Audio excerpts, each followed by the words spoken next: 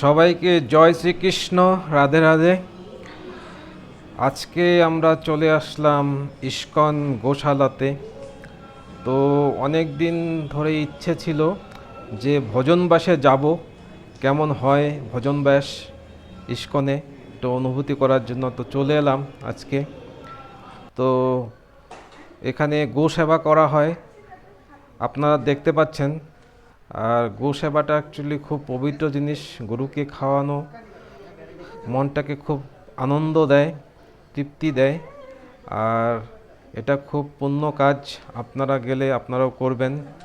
অনেক সব ইস্কনে হয়তো এটা থাকে না, কিন্তু কিছু কিছু ইস্কনে এই গোশালা আছে যেখানে গরুদের আপনি খাওয়াতে পারেন।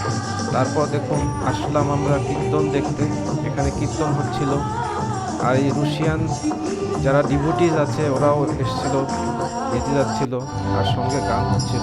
খুব সুন্দর একটা পরিবেশ, ভক্তিময় পরিবেশ, মনকে শান্ত করার পরিবেশ।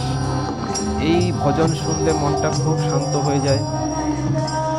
আর ইস্কনে যদিও রোজই কীর্তন হয়, কিন্তু এই ভজন বেশের সময় একটু স্পেশাল থাকে।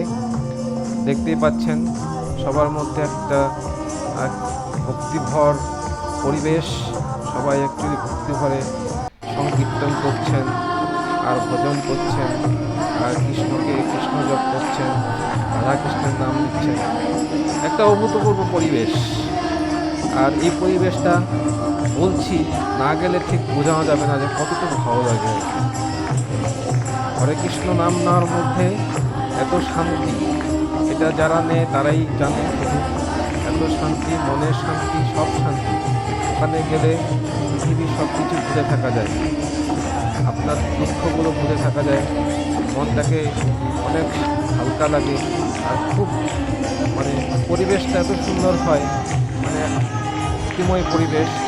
এটা সবার জন্য খুব দরকার। আর এটা জীবনে চলার পথে অনেক সাহায্য করে, নিজেকে অনেক আত্মবিশ্বাসী তৈরি করে ফেলে। খুব ভালো লাগে।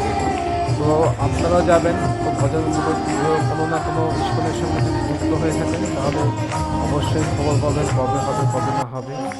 তো এই ভজন বসে দেখেন কি সুন্দর ডেকোরেশনও হয়েছে। আর এখানে শুধু ডেকোরেশন আর ভক্তিময় ভাব নয়, এখানে আপনি আপনার পছন্দ মতো জিনিস, হয়তো ঠাকুরের ভাগবত গীতা বা যে কোনো বই, এগুলো কিনতে পারেন। দর্শনার্থীরা নিজেদের খুব উপভোগ করছে। আর আমরাও এখানে জয়েন করেছিলাম ওনাদের সঙ্গে নাচে।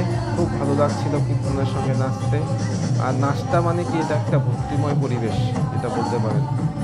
তো এই করতে করতে দেখতে গেলাম, তো কিছু এখানে বিভিন্ন রকমের খাবার দাবারও পাওয়া যায়।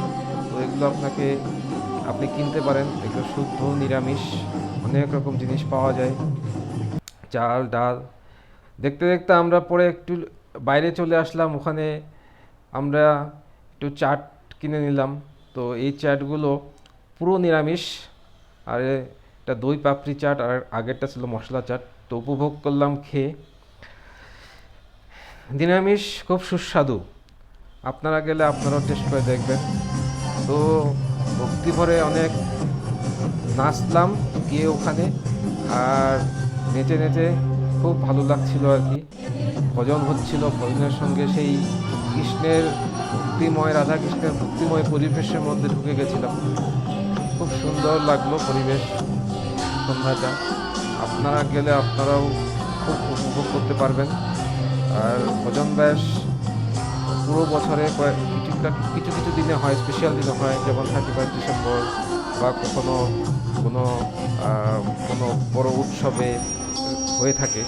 তো এটা একটা উৎসব মুখর পরিবেশ তৈরি হয় ইস্কনের মন্দিরের মাঝখানে, যেটা আপনার হৃদয়কে পুরো শান্তি পরিবেশ করে। তো আজকের জন্য এটুকুই বন্ধুরা। ভজন বেশের থেকে জয় শ্রীকৃষ্ণ।